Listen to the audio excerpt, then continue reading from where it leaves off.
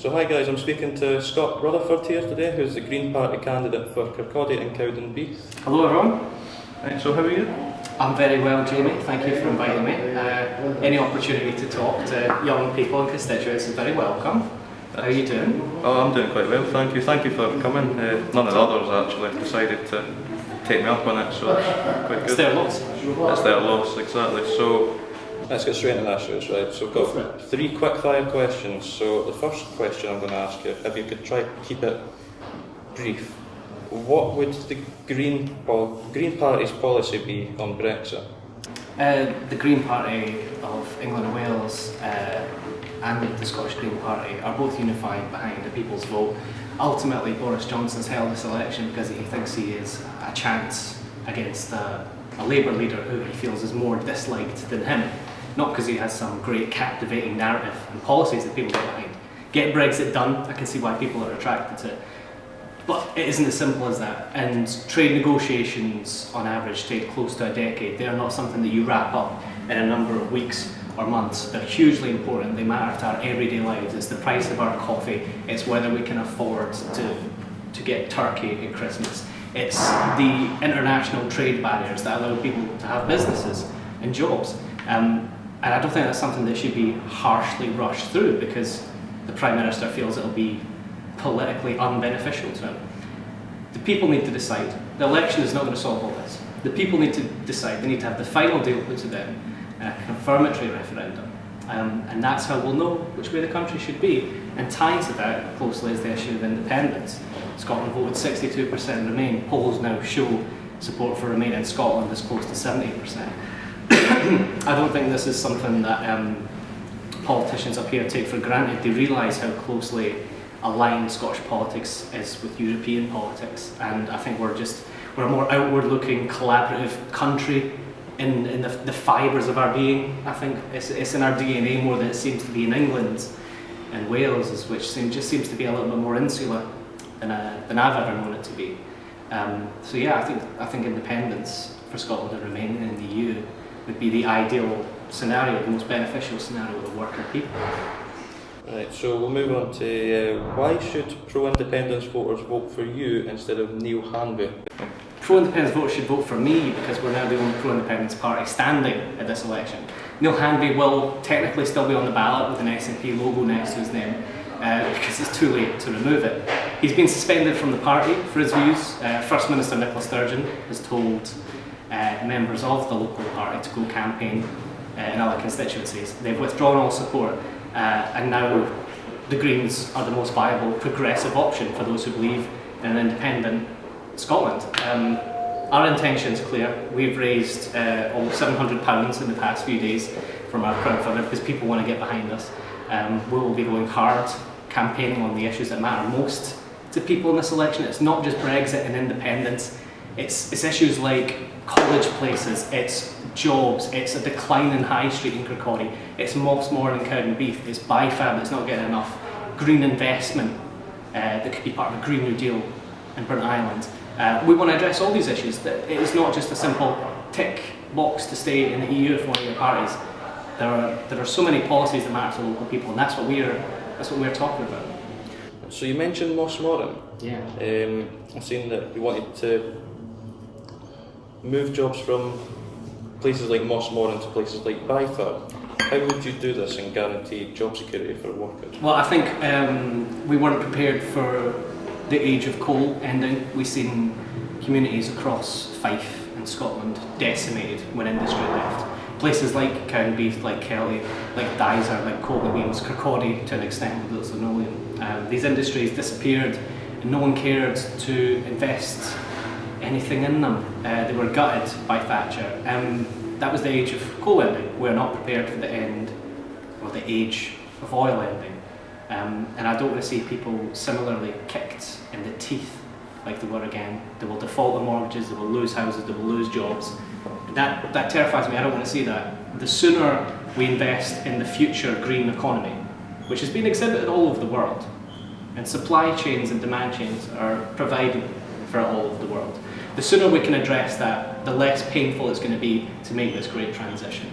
So would you have a slower transition like the SNP are proposing, so it's not as big of a hit on jobs? The SNP are proposing a very slow transition. They're proposing that we address it in 2045, a whole 5 years more ambitious than the Tories.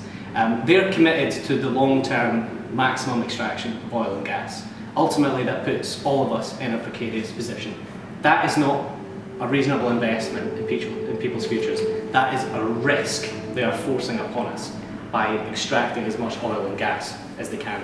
These are products and the derivatives from oil and gas that we're going to need for decades to come. Things like plastics are not just going to be replaced overnight. We're going to need them for a long time. Even beyond single-use plastics, we're going to need plastic items in the everyday things that we use for a long time to come, it seems, unless there can be a viable alternative. So I don't want to see us jeopardise people's livelihoods. I want us to spend more so that we save in the long term, and I don't want to see sea levels rising. I don't want to see farmlands become arid and unmanageable and our food chains to suffer. I want to see people given the just transition, the good unionised jobs that come with it. I think what the SNP are doing is kicking it into the long grass because Brexit is seen as more important right now. Well, it is not. This is the climate election. The climate crisis is the issue of our times, and not addressing that is completely negligent. Right, so you mentioned climate, so how would you tackle climate change right now?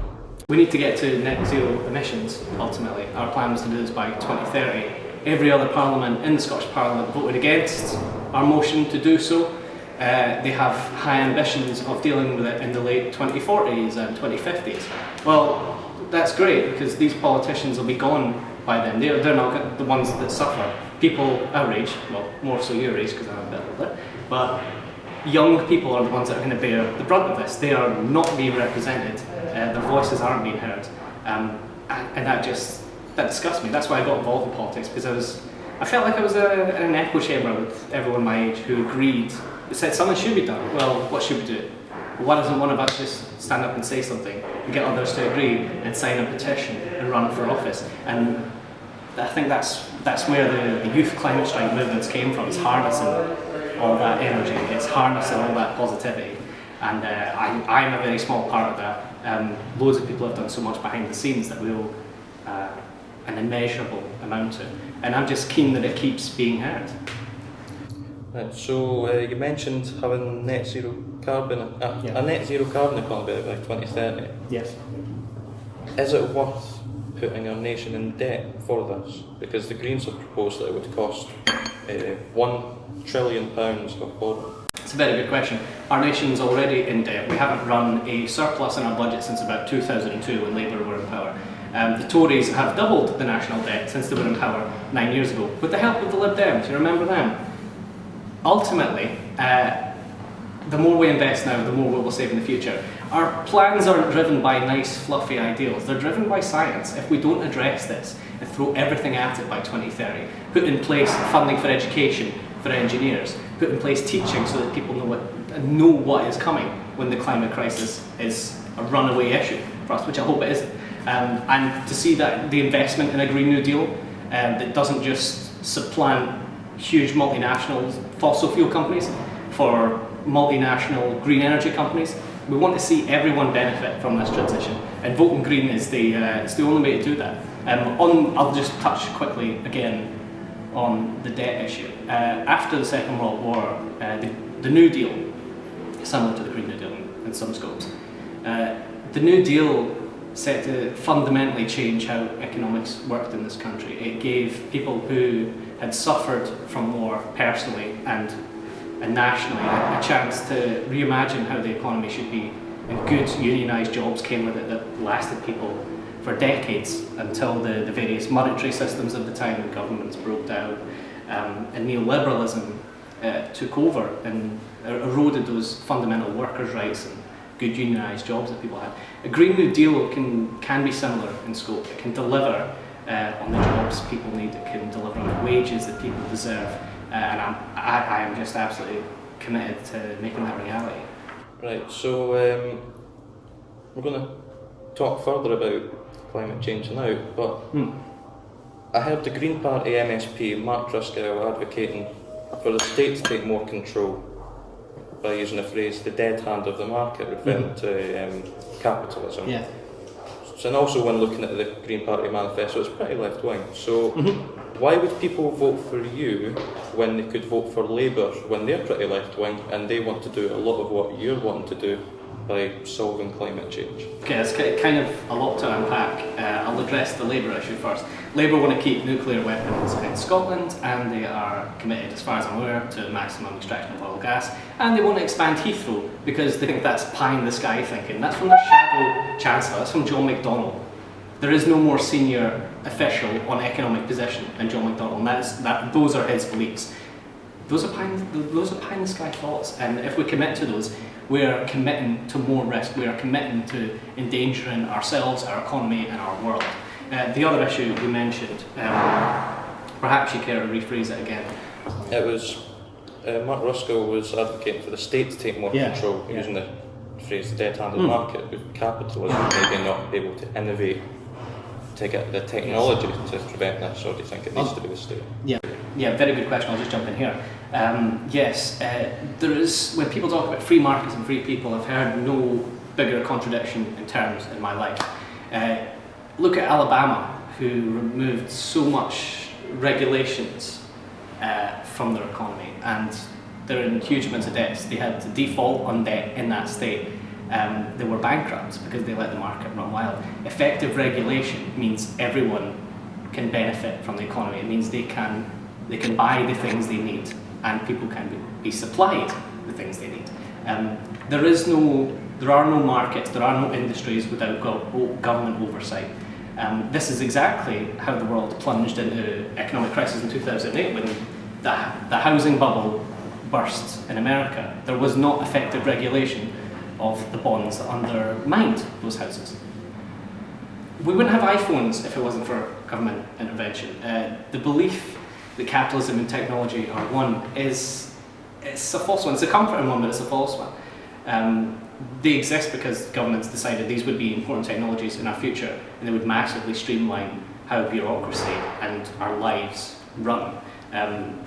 There's no overlooking that. And likewise, we won't have a transition, a just green transition to our new economy if the government doesn't step in and take control. INEOS don't care. They frankly don't care if the world burns. These billionaires aren't scared, they're delusional about it.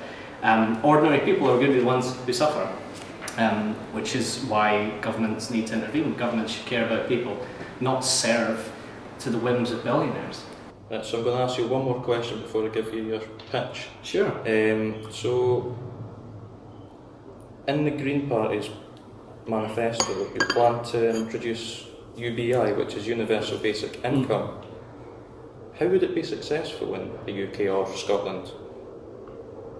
Because if you look at places like Finland where they've trialled it, or in Alaska, although both have good, they're happier or healthier, employment in Finland amongst the ones in the trial hadn't increased, and the ones in Alaska, child poverty hadn't risen, and it didn't help slow down growing inequality. Yeah, I don't think UBI can necessarily address equality in itself. I think you need the normal fiscal measures of governments, income tax essentially, to address that. When it comes to UBI, I think my position is fairly open on it. I'm interested to see how it can work. So I'm inclined to reserve judgment until there has been trials in Scotland. Alaska and in Finland, I think it's been trialled in Sweden as well, are grossly different areas. And to see how these programs are run, I'm very curious about it. It's not an area I know a huge amount in.